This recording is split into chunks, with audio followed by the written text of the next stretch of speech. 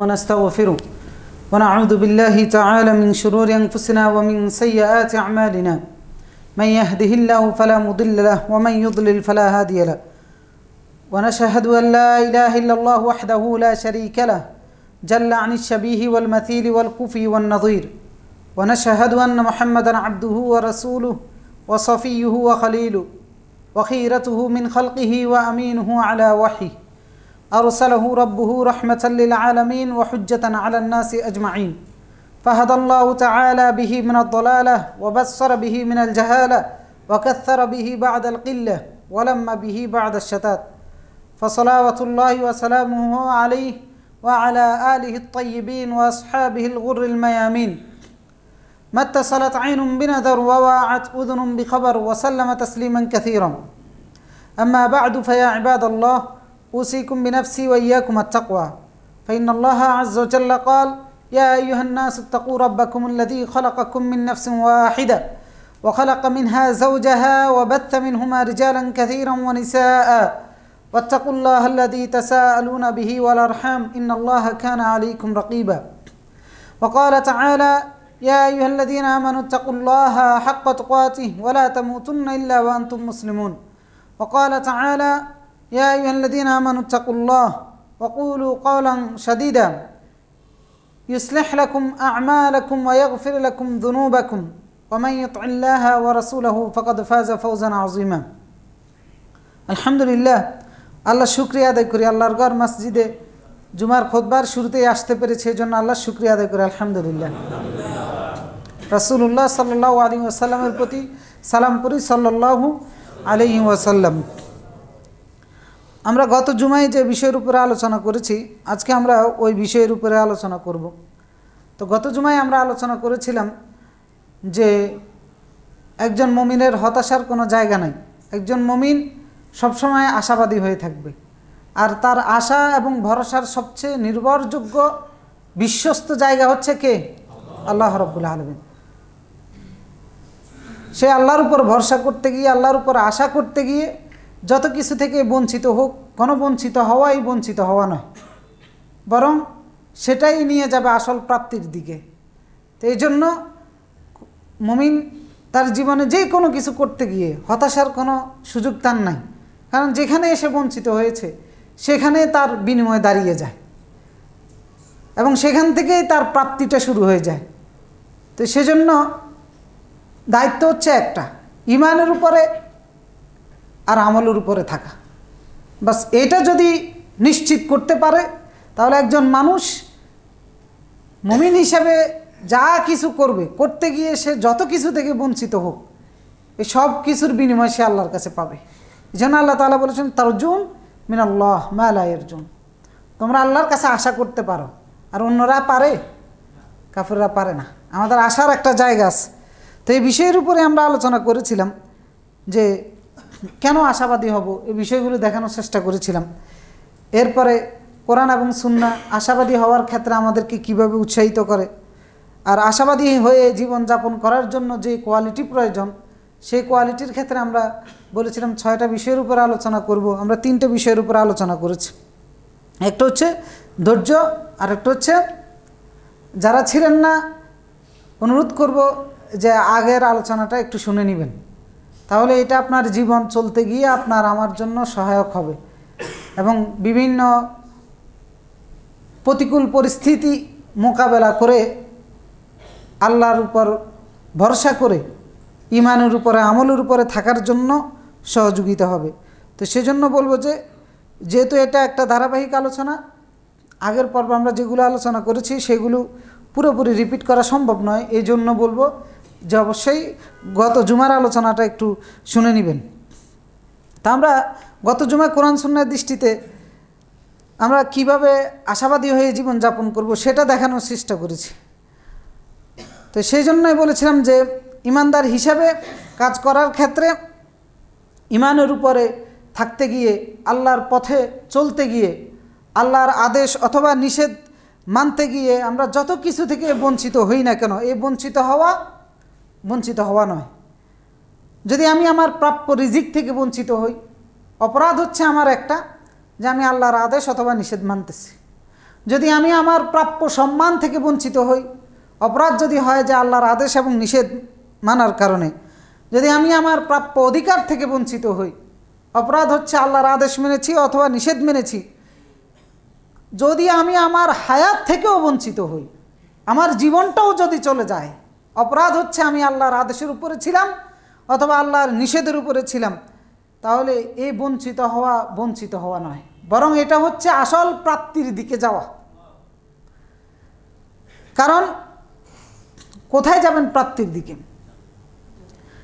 আল্লাহ রাব্বুল আলামিন আমাদের জন্য দৃষ্টান্ত উপস্থাপন করেছেন উহুদের যুদ্ধের ময়দানে। গত সপ্তাহে আমরা অনেকগুলো অ্যাঙ্গেল থেকে উহুদের যুদ্ধের ময়দানকে দৃষ্টান্ত হিসেবে নিয়ে এসেছি। আজকে নিয়ে আসতেছি যে এই যে জীবন থেকেও যদি বঞ্চিত হয়, এটা বঞ্চিত হওয়া নয়, বরং আমি আসল প্রাপ্তির দিকে যাচ্ছি। কারণ সাহাবায়ে কেরাম রাসূলুল্লাহ সাল্লাল্লাহু আলাইহি সাল্লামের সঙ্গী সাথীরা আল্লাহর পথে ছিলেন কিনা? ছিলেন। আল্লাহর পথে থাকতে গিয়ে নিজের পরিবার থেকে বঞ্চিত হয়েছেন কিনা? সম্পদ থেকে বঞ্চিত হয়েছেন কিনা? বাড়িঘর থেকে বঞ্চিত হয়েছেন কিনা? নিজের জন্মভূমি থেকে বিতাড়িত হয়েছেন কিনা? হয়েছেন। এবং সর্বশেষ মদিনায় এসেও তাদের যে জীবনটা আছে এই জীবনটা থেকেও বঞ্চিত হয়েছে। উহুদের যুদ্ধের ময়দানে 70 জন সাহাবী শাহাদাত বরণ করেছেন, যার কারণে মুমিনদের মধ্যে একটা হতাশা কাজ করতেছিল। আল্লাহ রাব্বুল আলামিন তাদেরকে সান্ত্বনা দিয়ে বললেন যে এটা কোনো বঞ্চিত হওয়া নয়, বরং তারা প্রত্যাবর্তন করেছে। ফানকালাবু বিনিআমাতিন মিনাল্লাহ, প্রত্যাবর্তন করেছে কিসের দিকে? বিনিআমাতিন মিনাল্লাহ, আল্লাহর নিয়ামতের দিকে। কারণ এতদিন যেটার মধ্যে ছিল এটা ওই রকম নিয়ামত নয় যেটা সামনে তাদের জন্য আল্লাহ রেখেছে। এই জন্য আল্লাহ বললেন ফানকালাবু, তারা স্থানান্তরিত হয়েছে। বিনিআমাতিন মিনাল্লাহ, আল্লাহর পক্ষ থেকে যে নিয়ামত আছে, আল্লাহর পক্ষ থেকে যে অনুগ্রহ আছে, সেই অনুগ্রহের কাছে তারা স্থানান্তরিত হয়েছে। লাম ইয়ামসাসহুম সু, তাদের কোনো ক্ষতি হয় নাই, কোনো কষ্ট তাদেরকে স্পর্শ করে নাই, বরং তারা ওয়াত্তাবাউ রিদওয়ানাল্লাহ, আল্লাহর সন্তুষ্টি তালাশ করেছে। ওয়াল্লাহু যু ফাদলিন আযীম, আল্লাহ বড়ই অনুগ্রহশীল। অর্থাৎ তারা স্থানান্তরিত হয়ে প্রত্যাবর্তন করেছে ছোট নিয়ামত থেকে বড় নিয়ামতের দিকে, সংক্ষিপ্ত জীবন থেকে সম্পূর্ণ নিশ্চিত নিরাপত্তায় সমৃদ্ধ একটা জীবনের দিকে। তো সুতরাং আমি হয়তো আফসোস করি, আহারে তারা দুনিয়া থেকে চলে গেল, অমুক আল্লাহর কথা মানতে গিয়ে আল্লাহর আদেশ নিষেধ এটার থেকে সেটার থেকে বঞ্চিত হয়েছে। আসলে এই বঞ্চিত হওয়া নয়, বরং সে আরও বড় প্রাপ্তির দিকে যাচ্ছে। কারণ রাসূলুল্লাহ বলেছেন আজমাল বালা আজমাল জাযা, মুসিবত যত বড় পুরস্কার তত বড়, যার ত্যাগ যত বড় তার পুরস্কারও তত বড়। এই যে আজকে সকালেও একটা আয়নাগরের একটা পর্ব দেখতেছিলাম, যে সরকারের কোন মন্ত্রণালয় থেকে প্রতি পর্ব আকারে বের করতেছে প্রত্যেকের ঘটনা নিয়ে। তা আজকে 3য় পর্বের একটা পর্ব দেখছিলাম, যে বিএনপির একজন লিডার ছিলেন, নাম সাজিদুল ইসলাম কি সুমন। এ ব্যক্তিকে গুম করেছে। এ ব্যক্তির পরিবার গত 13 বছর 14 বছর বঞ্চিত হয়েছে।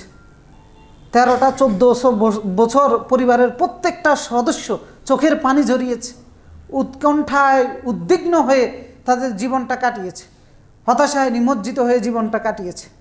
তো এই কারণে তারা কি বঞ্চিত হয়ে গেছে?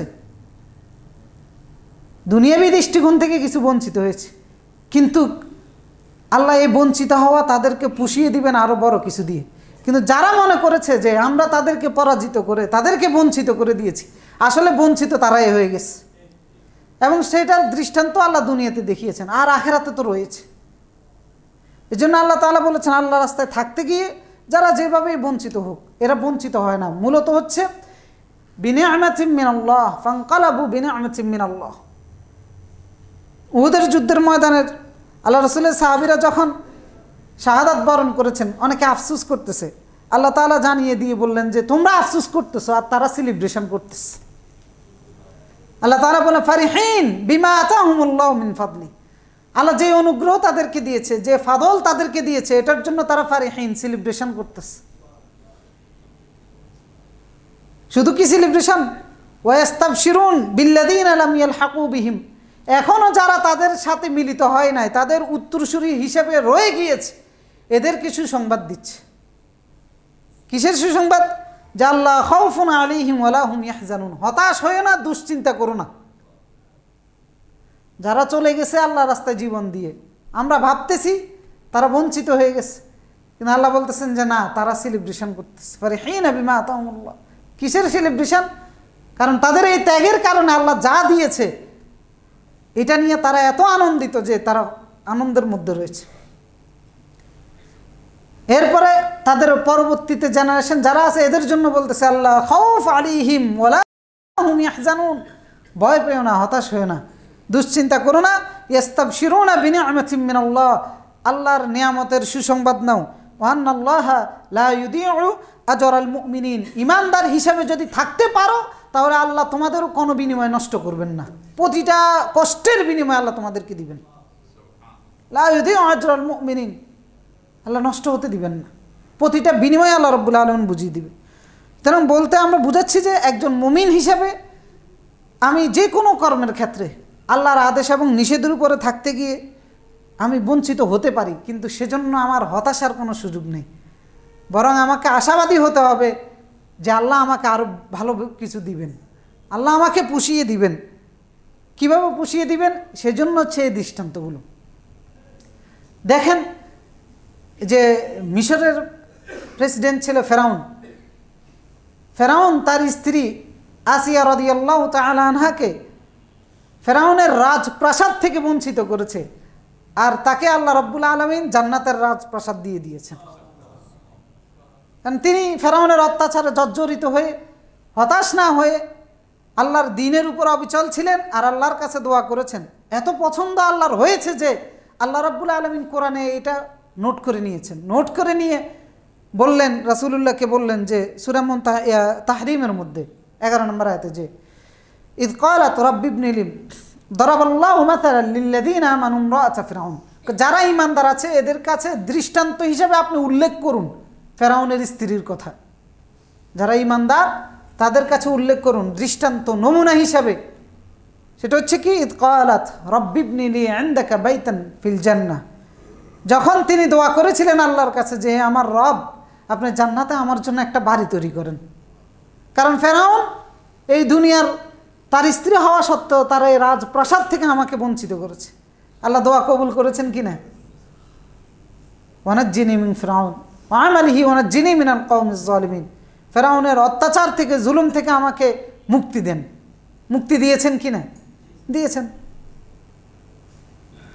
তো সুতরাং একজন মুমিন আল্লাহর পথে আল্লাহর আদেশ নিষেধ মানতে গিয়ে, সেটা যে কোনো ক্ষেত্রে হতে পারে, আপনার চাকরি বাকরির ক্ষেত্রে হতে পারে, ব্যবসার ক্ষেত্রে হতে পারে, সামাজিকতার ক্ষেত্রে হতে পারে, আপনার নেতৃত্বের জায়গার ক্ষেত্রে হতে পারে, আপনার লেনদেনের জায়গার ক্ষেত্রে হতে পারে। তো সেখানে আমি আল্লাহর আদেশ নিষেধ মানব, সে কারণে যদি আমাকে বঞ্চিত হতে হয়, পুষিয়ে দিবেন কে? আল্লাহ রাব্বুল আলামিন। হয়তোবা তাদের মতো অত বড় ক্ষেত্র না, আমাদের ক্ষেত্রগুলো ছোট হতে পারে, কিন্তু আমি যখন ধৈর্য ধারণ করে আল্লাহর সাহায্য চাই, আল্লাহর উপর ভরসা করে আল্লাহর আদেশ নিষেধের উপর অবিচল থাকবো, আল্লাহ রাব্বুল আলামিন আমাকে পুষিয়ে দিবেন। ফেরাউনের জাদুঘরের যে টিমটা ছিল, ফেরাউনের একটা টিম ছিল যারা গণকের কাজ করত। এই গণকগুলো ফেরাউনকে সতর্ক করত, উপদেষ্টা মণ্ডলী হিসেবে ছিল। তো এদেরকে রাষ্ট্রীয় সুযোগ সুবিধা দিয়ে ফেরাউন রেখেছিল। এদেরকে যখন সে দাঁড় করিয়েছে মুসা আলাইহিস সালামের মোকাবেলায়, এরা যখন বুঝতে পারল যে মুসা আলাইহিস সালাম আল্লাহর পক্ষ থেকে প্রেরিত রাসূল, সত্য বুঝার কারণে, উপলব্ধি করার কারণে তারা ঈমান এনেছিল মুসা আলাইহিস সালামের উপরে। মুসা আলাইহিস সালামের উপর ঈমান আনার কারণে এই অপরাধে ফেরাউন তাদের রাষ্ট্রীয় সমস্ত সুযোগ সুবিধা কেড়ে নিয়েছে। শুধু কি সেটাই, বরং তাদেরকে তাদের জীবন থেকে বঞ্চিত করার হুমকি দিয়েছে। কিন্তু প্রকৃত ঈমানদার যে কোনো বঞ্চিত হওয়াকে বঞ্চিত হওয়া মনে করে না, এটা হচ্ছে তার দৃষ্টান্ত। এই লোকগুলো ঈমান এনেছে, এই লোকগুলো বলল রব্বি মুসা ওয়া হারুন, সূরা শুআরার মধ্যে আল্লাহ তাআলা উল্লেখ করেছেন যে তারা বলল আমরা মুসা এবং হারুনের রবের প্রতি ঈমান এনেছি। ফেরাউন তখন বলল ক্বালা আমানতুম লাহুম ক্বাবলা আন আযানা লাকুম, সারা জীবন আমার খেয়েছো আর আমার পারমিশন ছাড়াই ঈমান নিয়ে এসেছো। ইন্নাহু লাকাবীরুকুমুল্লাযী আল্লামাকুমুস সিহর, সবচেয়ে বড় অপরাধী হচ্ছে এবার মুসা আলাইহিস সালামকে দোষারোপ করতেছে, সেই মনে হয় তোমাদেরকে জাদুবিদ্যা শিক্ষা দিয়েছে। ফালা সাউফা তা'লামুন, হুমকি দিয়ে ভয় দেখিয়ে বলতেছে অচিরেই টের পাবা। কি, এতদিন তো আরাম এসেছিলাম, এখন ঈমান আনার অপরাধে আমি এমন কিছু করব অচিরে টের পাবা। সেটা হচ্ছে কি, লাউকাত্তিআন্না আইদিয়াকুম ওয়ারজুলাকুম মিন খিলাফ, বিপরীতমুখী হাত পা কেটে ফেলবো, হাত কাটবো পা কাটবো। ওয়ালা উসাল্লিমান্নাকুম আজমাইন, শুলে চড়িয়ে সবাইকে ফাঁসি দিয়ে মৃত্যুদণ্ড দিব। তো তারা এই ভয়ে কি ভীত হয়ে গিয়েছেন? তারা ঈমান থেকে পদচ্যুত হয়ে গেছেন? ক্ষণিকের ঈমানদার, কিন্তু ঈমান এত মজবুত হয়েছে যে নিজের জীবনটা চলে যাবে, তখন তারা জবাব দিচ্ছে যে ক্বালু লা দাইর, কিচ্ছু হবে না, লা দাইর, কোনো ক্ষতিই হবে না, বরং ইন্না ইলা রাব্বিনা মুনকালিবুন, আমরা চলে যাব কার কাছে? আল্লাহর কাছে। মানে আমরা প্রত্যাবর্তন করবো আমাদের রবের কাছে। আরেক জায়গায় তারা ফেরাউনকে বলেছে ফাখদি মা আনতা কাদ, তোমার যা ইচ্ছা তাই করো, ইন্নামা তাকদি হাযিহিল হায়াতুদ দুনিয়া, তুমি যেটা করতে পারবা সেটা হচ্ছে আমাদের দুনিয়ার হায়াতটাকে শেষ করে দিতে পারবা। তো এটা তো আর হায়াত নয়, বরং ইন্না নাতমাউ আন ইয়াগফিরা লানা রাব্বুনা খাতায়ানা, বরং আমরা আশা করি যে আমাদের রব আমাদের বিগত দিনের গুনাহগুলো ক্ষমা করে দিবেন। কারণ তোর সাথে থেকে যত আকাম কুকাম করেছি এই সবগুলো আমরা আশা করি এই ত্যাগের বিনিময়ে আল্লাহ, এই কষ্টের বিনিময়ে, এই বঞ্চিত হওয়ার বিনিময়ে আল্লাহ ক্ষমা করে দিবেন। কুন্না আউয়ালুল মুমিনিন, আমরা প্রথম সারির মুমিন হয়ে যাব। তো দেখেন, একটা জীবন থেকে বঞ্চিত হওয়ার চাইতে বড় বঞ্চিত হওয়া একজন ব্যক্তির জন্য আর কোনো কিছু আছে? আমি আমার ব্যবসার ক্ষেত্রে লস হলাম, আমি আমার চাকরির ক্ষেত্রে পদোন্নতি থেকে বঞ্চিত হলাম, আমি কটু কথার শিকার হলাম, আমি আমার পদবি থেকে বঞ্চিত হলাম, যে কোনো জায়গা থেকে আমি বঞ্চিত হই না কেন, এটা কি আমার জীবনের চাইতে বেশি মূল্যবান? বা আমার জীবন থেকে বঞ্চিত হওয়ার চাইতে বেশি কঠিন?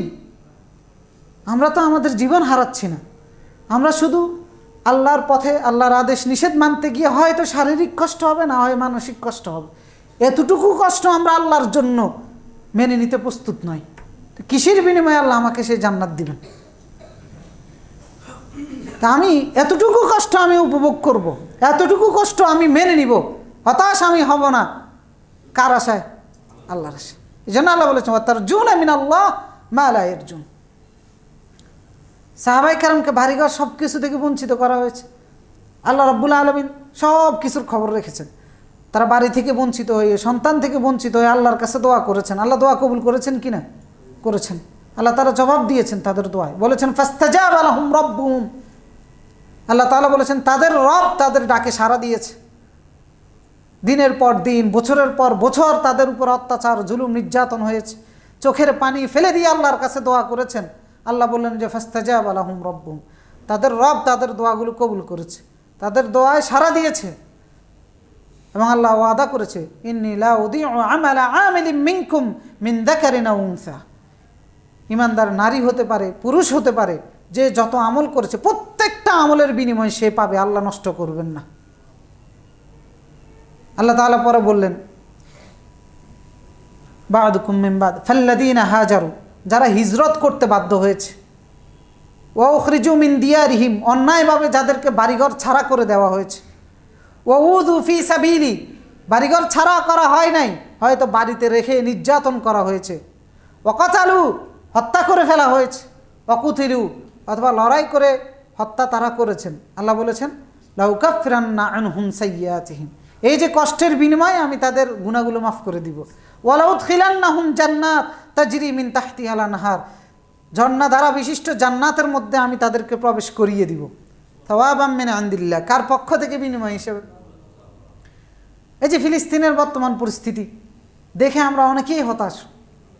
আমি ব্যক্তিগতভাবে আমার কাছে হতাশা লাগে না, কারণ ওই যে বললাম ঈমানদারের জন্য কোনো বঞ্চিত হওয়া নয়। আপনি বেঁচে থেকে প্রতিদিন ন্যাক আমল করে ঈমানের উপরে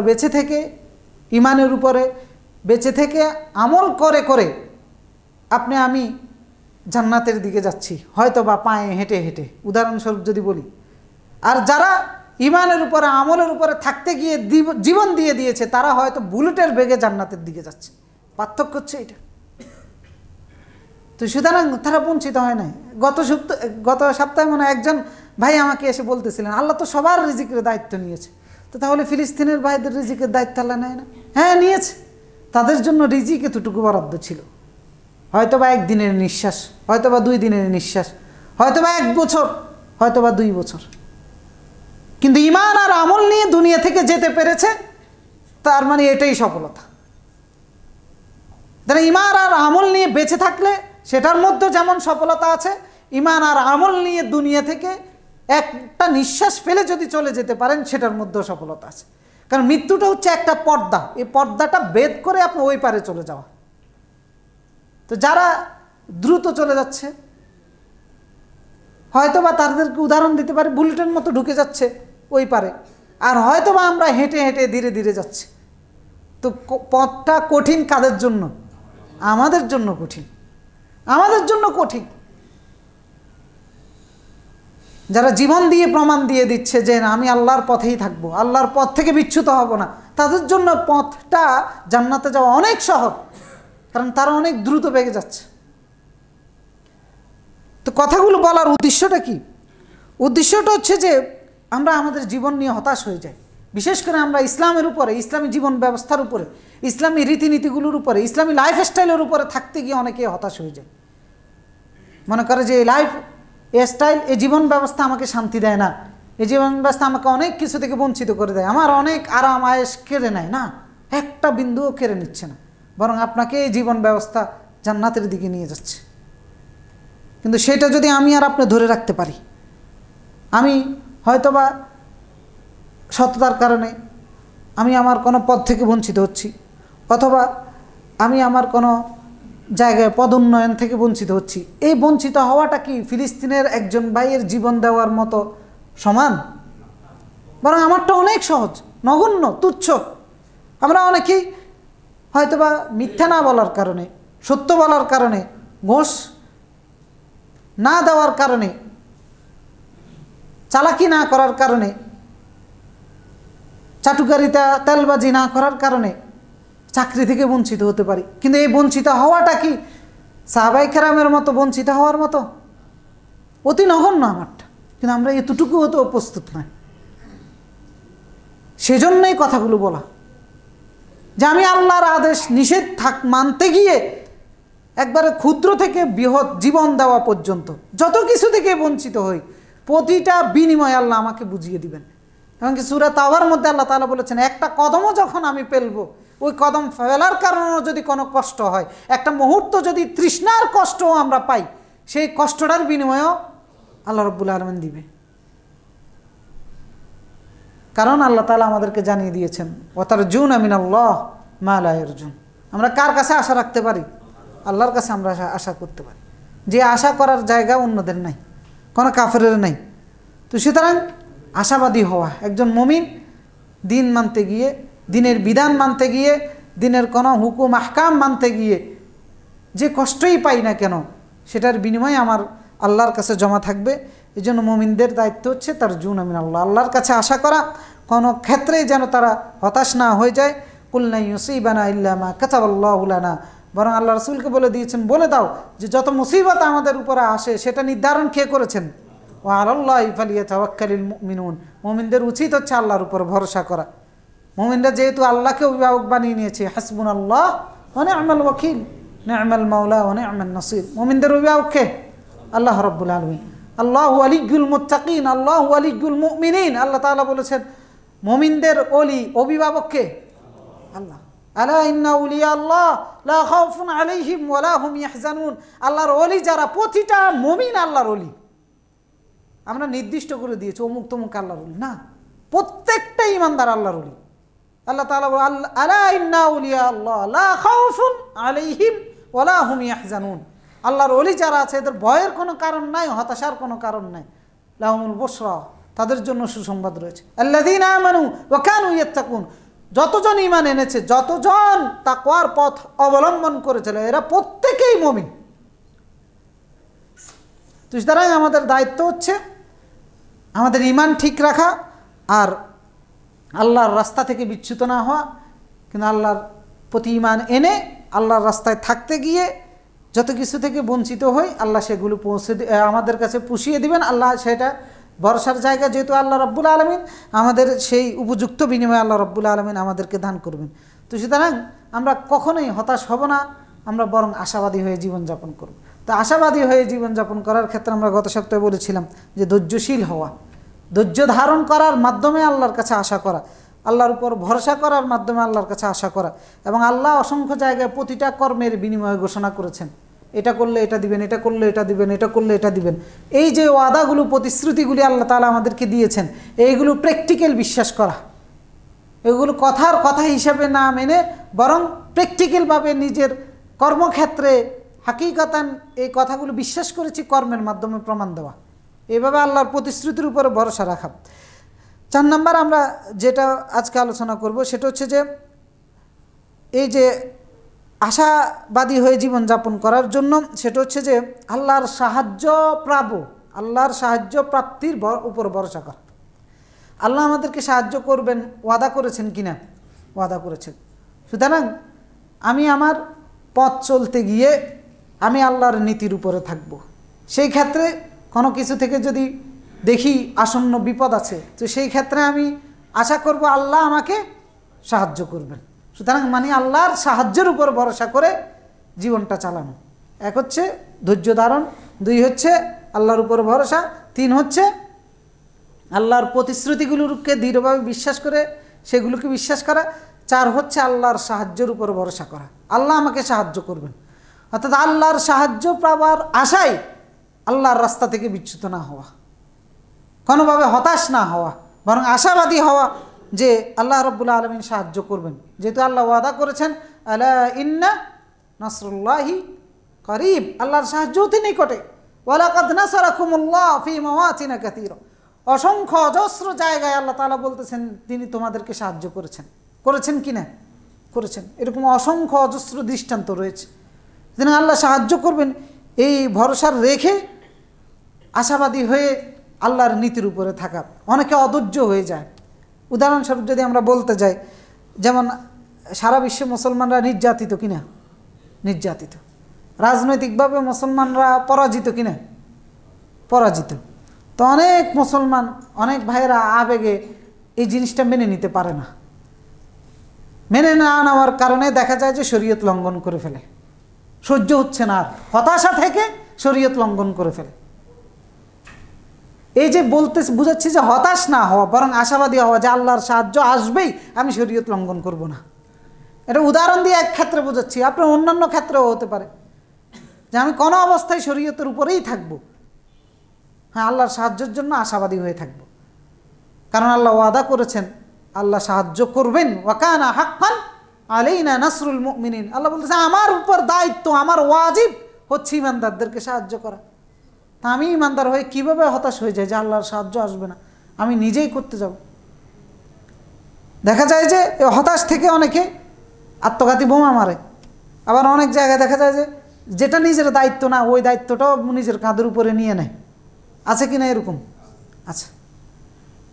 যেটা করলে, যেটা করার সামর্থ্য রাখে না, হতাশা থেকে সেটা করার জন্যও চলে যায়। হয় কি না? এরকম হয়। অথবা যেটা করলে বিপদ আরও বাড়বে, ওই রকম কাজও করে ফেলে হতাশা থেকে, আল্লাহর সাহায্যের উপর ভরসা। তো এই জাতীয় বিষয়গুলো থেকে বিরত থাকা, বরং আশাবাদী হওয়া যে আল্লাহ আমাকে সাহায্য করবেন, কারণ আল্লাহ ওয়াদা করেছেন। এখন কি করণীয়? করণীয় হচ্ছে আল্লাহর সাহায্য পাওয়ার জন্য যে শর্তগুলো ফিল আপ করা প্রয়োজন সেগুলো ফিল আপ করা। কারণ আল্লাহ বলেছেন ওয়াকানা হাক্কান আলাইনা নাসরুল মুমিনিন, মুমিনদেরকে সাহায্য করা আমার উপর ওয়াজিব। তাহলে আমাকে কি করতে হবে? কি করতে হবে? মুমিন হতে হবে। আমাকে এই ক্রাইটেরিয়া পূরণ করতে হবে, ইমানদার হইতে হবে। সুতরাং আমি হতাশ না হয়ে দেখবো যে আমি কি ইমানদার ঠিক আছে কিনা, সেটা হচ্ছে আমার দায়িত্ব। ওয়াকানা হাক্কান আলাইনা নাসরুল মুমিনিন, মুমিনদেরকে তিনি সাহায্য করবেন বলেছেন। তো সুতরাং আমার ঈমান ঠিক আছে কিনা সেটা আগে যাচাই করি। এরপরে আল্লাহ তাআলা সূরা আলে ইমরানে বলেছেন ওয়ালা তাহিনু ওয়ালা তাহজানু ওয়া আনতুমুল আ'লাউনা ইন কুনতুম মুমিনিন। হতাশ হয়ে না, নিরাশ হয়ে না, তোমরাই বিজয়ী হবা ইন কুনতুম মুমিনিন, যদি মুমিন হয়ে থাকো। ইমানের খবর নাই, আর এই দিক দিয়ে বিজয়ী হই না কেন? আল্লাহ সত্য দিয়েছেন, সাহায্য পাবা, বিজয়ী হবা যদি ইমান ঠিক থাকে। তো সত্যগুলি ফিল আপ করা হচ্ছে আমার দায়িত্ব। অনেক বাইরে আমরা চেষ্টা করি যে ইসলামকে একটা বিজয়ী শক্তি হিসাবে আমরা প্রতিষ্ঠিত করতে চাই। তো সেই বিজয়ী শক্তি হিসাবে প্রতিষ্ঠিত করতে গিয়ে ইসলামের যত বিধিবিধান আছে সেগুলো লঙ্ঘন করি। এটা কি আল্লাহর সাহায্য আসবে? আসবে না। কারণ ইসলামকে বিজয়ী শক্তি হিসেবে আল্লাহ বলেছেন আমি বিজয়ী করে দিব যদি সত্য পূরণ করো। কারণ সূরা নূরের মধ্যে আল্লাহ তাআলা বলেছেন ওয়া'দাল্লাহুল্লাযীনা আমানু ওয়া আমিলুস সালিহাত। আল্লাহ ওয়াদা দিচ্ছেন, আল্লাহ বলতেছেন ওয়া'দাল্লাহ, কার ওয়াদা? আল্লাযীনা আমানু ওয়া আমিলুস সালিহাত, যাদের ঈমান ঠিক আছে, যাদের আমল ঠিক আছে। লা ইস্তাখলিফান্নাহুম, অবশ্যই অবশ্যই আমি তাদেরকে ক্ষমতাশীল করব, তাদেরকে খেলাফত আমি দান করব, তাদেরকে আমি ক্ষমতার মসনদে স্থলাভিষিক্ত করব। কামাস্তাখলাফাল্লাযীনা মিন ক্বাবলিহিম, পূর্বে যাদেরকে করেছিলাম। কার ওয়াদা? আর সত্য কি? ঈমান আর আমল ঠিক রাখা। মূল দায়িত্বের খবর নাই, নিজের যোগ্যতা নিজের মতো করে চিন্তা করি। আর তো সুতরাং আল্লাহর সাহায্য আসবে তখন। আমরা বুঝাচ্ছি যে কোনো ক্ষেত্রে হতাশ হব না, আল্লাহর সাহায্য পাবো এ আশায় আমি থাকবো, শরীয়ত লঙ্ঘন করব না। তো এটা ক্ষমতার ক্ষেত্র হোক, যে কোনো ক্ষেত্র হোক, সেই ক্ষেত্রেও আল্লাহর ওয়াদা হচ্ছে যে ঈমান আর আমল যদি ঠিক থাকে, আল্লাহ বলেছেন অবশ্যই অবশ্যই, তাকিদ দিয়েছেন দুইবার, লা ইস্তাখলিফান্নাহুম, লামে তাকিদ এবং নুনে তাকিদ দুইটা ব্যবহার করেছেন, যে অবশ্যই অবশ্যই আমি তাদেরকে খেলাফত দিব, স্থলাভিষিক্ত করে দিব। তো সুতরাং অমুকের তমুকের এই হিসাব ওই হিসাব না কষে, কোন হিসাবের দিয়ে আপনি দেখাইতে পারবেন হাসিনার পতন কোন হিসাব দিয়ে হয়েছে? আজকে 2 বছর ধরে তো শুধু হিসাবে কষা হচ্ছে, কিন্তু কোনো হিসাবে তো মিলতেছে না। মিলতেছে কোনো হিসাবে? যে হিসাবগুলো এক একজনে দেখায়, এইরকম হিসাব তো গত 17 বছর ধরেও হয়েছে, কিন্তু হয়েছে? কোনো হিসাব লাগবে না, কোনো যোগ বিয়োগের প্রয়োজন নাই। সত্য ফিল আপ করবো, বাস আল্লাহ বসাই দিবে। কিন্তু ঈমান আর আমল নষ্ট করে আল্লাহর সাহায্য কখনোই আসবে না, কখনোই আসবে না। এরপরে দিয়ে আল্লাহ রাব্বুল আলামিন আরও কিছু শর্তের কথা উল্লেখ করেছেন। যেমন সূরা মায়েদার 54 নম্বর আয়াতে আল্লাহ তাআলা সেখানে বলেছেন ইয়া আইয়ুহাল্লাযীনা আমানু মান ইয়ারতাদ্দা মিনকুম আন দীনিহি, যারা আল্লাহর দিন পরিত্যাগ করে চলে যায় তাদেরকে বলতেছেন হে ঈমানদারগণ, ফাসাওফা ইয়াতিল্লাহ, অচিরে আল্লাহ অন্য কাউকে নিয়ে আসবেন, এমন কওমকে নিয়ে আসবেন ইউহিব্বুনা ওয়া ইউহিব্বুনা, তারা আল্লাহকে ভালোবাসবে, আল্লাহ তাদেরকে ভালোবাসবেন। আযিল্লাতিন আলাল মুমিনিন, তারা ঈমানদারদের প্রতি হবে কোমল। আইজ্জাতিন আলাল কাফিরিন, কাফেরদের প্রতি হবে কঠোর। ইউজাহিদুনা ফি সাবিলিল্লাহ, তারা আল্লাহর রাস্তায় জিহাদ করবে। ওয়ালা ইয়াখাফুনা লাওমাতা লাইম, কোনো নিন্দুকের নিন্দাকে তারা পরোয়া করবে না। যালিকা ফাদলুল্লাহ ইউতি মান ইয়াশা, এটা আল্লাহর অনুগ্রহ, আল্লাহ যাকে ইচ্ছা তাকে দান করবেন। তো এই আয়াতেও বোঝা যাচ্ছে যে স্থলাভিষিক্ত হওয়ার জন্য রাজনৈতিক বিজয় বলেন অথবা বিজয়ী বেশে মুসলিম উম্মাকে থাকার জন্য করণীয় যেটা, সেটা হচ্ছে যে ইয়া আইয়ুহাল্লাযীনা আমানু, ঈমানদার হয়ে থাকা। 2 নম্বর হচ্ছে আল্লাহকে ভালোবাসা, যেহেতু আল্লাহ তাআলা বলেছেন এমন কাউকে নিয়ে আসবেন যারা আল্লাহকে ভালোবাসবে, আল্লাহকে ভালোবাসা। 3 নম্বর হচ্ছে মুমিনদের প্রতি কোমল হওয়া। আপনি আর আমি নিজেকে প্রশ্ন করে দেখেন, আমরা কি আমাদের ঈমানদার ভাইয়ের প্রতি কোমল, নাকি একটা নাস্তিকের প্রতি, একটা বিধর্মীর প্রতি কোমল? আল্লাহ তাআলা বলেছেন আযিল্লাতিন আলাল মুমিনিন আইজ্জাতিন আলাল কাফিরিন, বিধর্মীদের প্রতি হবে এরা কঠোর। আপনি আর আমি চিন্তা করে দেখি, আমি কি বিধর্মীদের প্রতি কোমল নাকি কঠোর? আল্লাহর সত্য একটাও ফিল আপ করবো না, আল্লাহর সাহায্য কোত্থেকে আসবে? ওয়ালা ইয়াখাফুনা লাওমাতা লাইম, নিন্দুকের নিন্দাকে পরোয়া করবে না।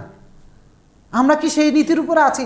সমস্ত নিন্দুকের কথা আমাদের দিমাগের মধ্যে থাকে, যে আমেরিকা কি বলবে, অমুক নিন্দুক কি করবে, সে অমুক তমুক নিন্দুক কি করবে, এগুলো আমাদের মাথার মধ্যে ঘুরে। আল্লাহ বলতে এগুলো কোন মাথার মধ্যেই থাকবে না তাদের। ওয়ালা ইয়াখাফুনা লাওমাতা লাইম ইউজাহিদুনা ফি সাবিলিল্লাহ, তারা প্রচেষ্টা চালাবে আল্লাহর রাস্তায়, তবে আল্লাহ এদেরকে সাহায্য করবেন, এদেরকে স্থলাভিষিক্ত হিসেবে বসাবেন। তো সুতরাং আল্লাহ সাহায্য পাওয়ার জন্য যে ক্যাটাগরি আমাদের দরকার, সেই ক্যাটাগরির ভিতরে আসলে আল্লাহ আমাদেরকে সাহায্য করবেন। এরপর অত্যাচারিত হতে পারি, জুলুমের শিকার হতে পারি, আল্লাহ তাআলা উদ্ধার করবেন। সাহাবায়ে কেরাম জুলুমের শিকার হয়েছেন, রাসূলুল্লাহ কাবার চত্বরে বিশ্রাম নিচ্ছেন,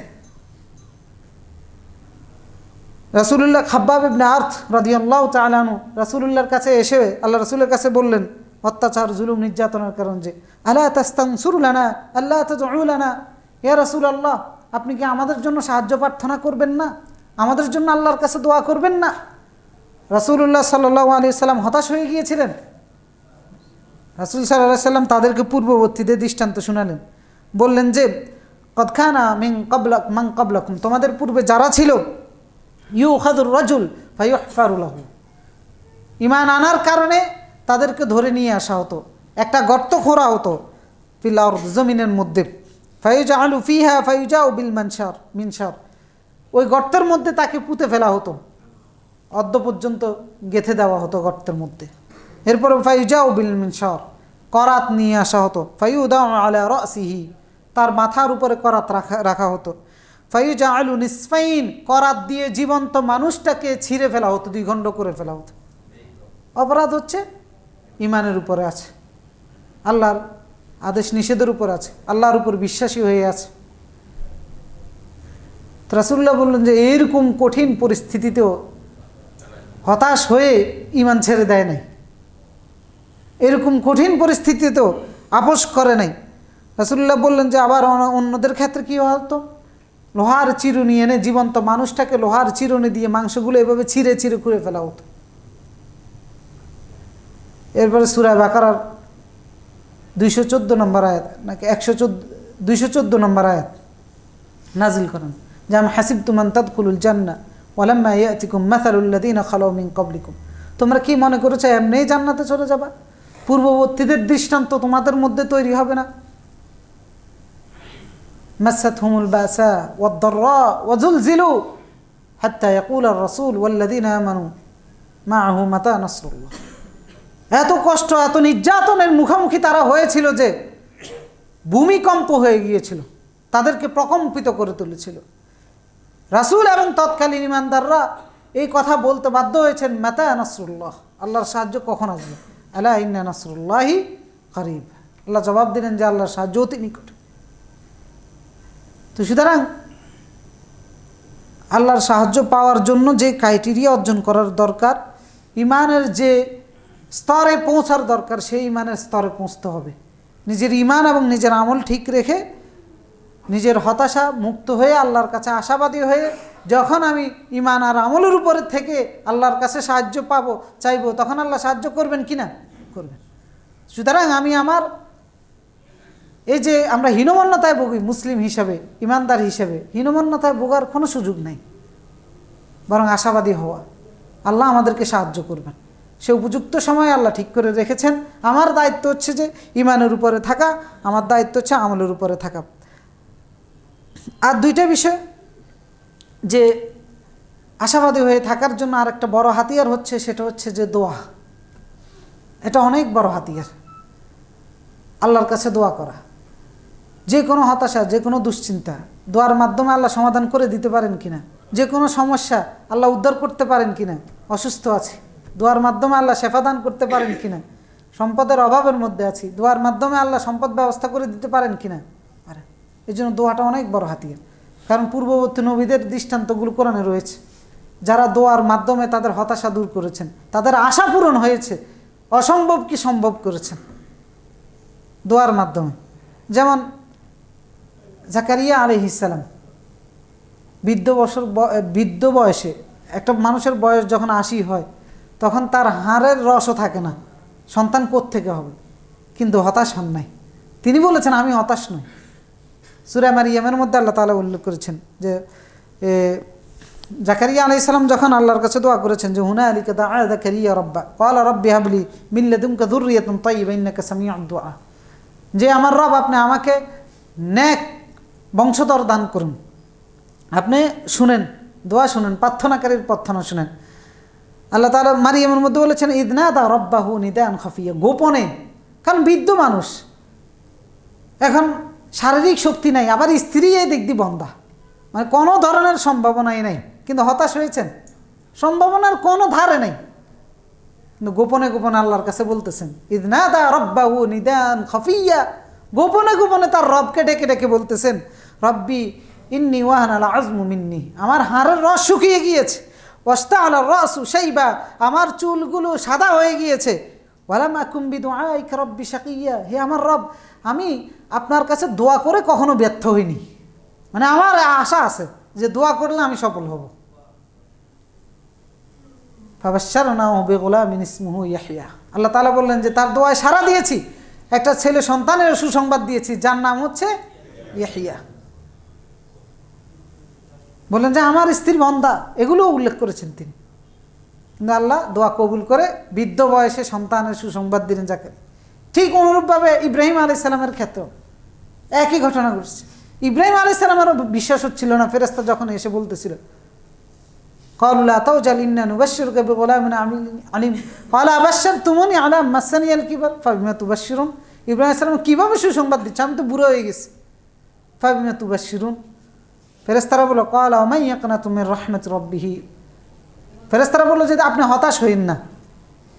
তখন ইব্রাহিম আলাইহিস সালাম বলল ওয়া মান ইয়াকনাতু মির রাহমাতি রাব্বিহি ইল্লা দাল্লুন, যে আল্লাহর রহমত থেকে নিরাশ কে হয়, ইল্লা দাল্লুন, পথভ্রষ্টরা ছাড়া, আমি নিরাশ নই।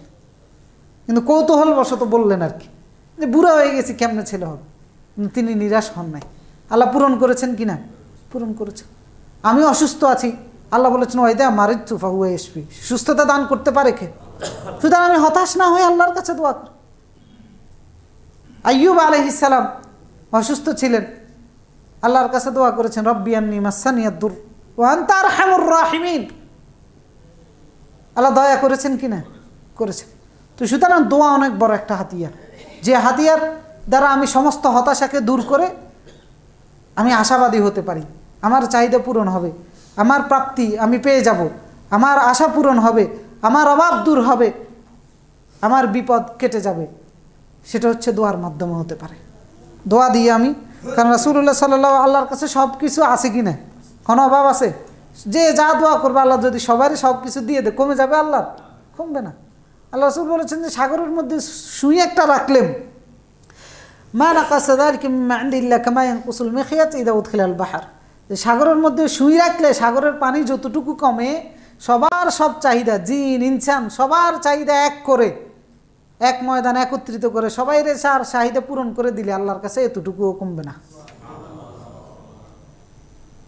লাউ আন্না আউওয়ালাকুম ওয়া আখিরাকুম ওয়া ইনসাকুম ওয়া জিন্নাকুম কামু ফি সাঈদিন ওয়াহিদিন ফাসালুনি ফাআতাইতু কুল্লা ইনসানিন মাসাল, জিন ইনসান এক ময়দানে একত্রিত হয়ে যদি বলে আমার এটা লাগবে, আমার এটা লাগবে, আমার এটা লাগবে, আল্লাহ রাসূল মা নাকাসা যালিকা মিম্মা ইনদি ইল্লা কামা ইয়ানকুসুল মিখয়াত ইযা উদখিলাল বাহর, সুই রাখার কারণে সাগরের পানি থেকে যতটুকু পানি কমে আল্লাহর ভান্ডার থেকে এতটুকুও কমবে না।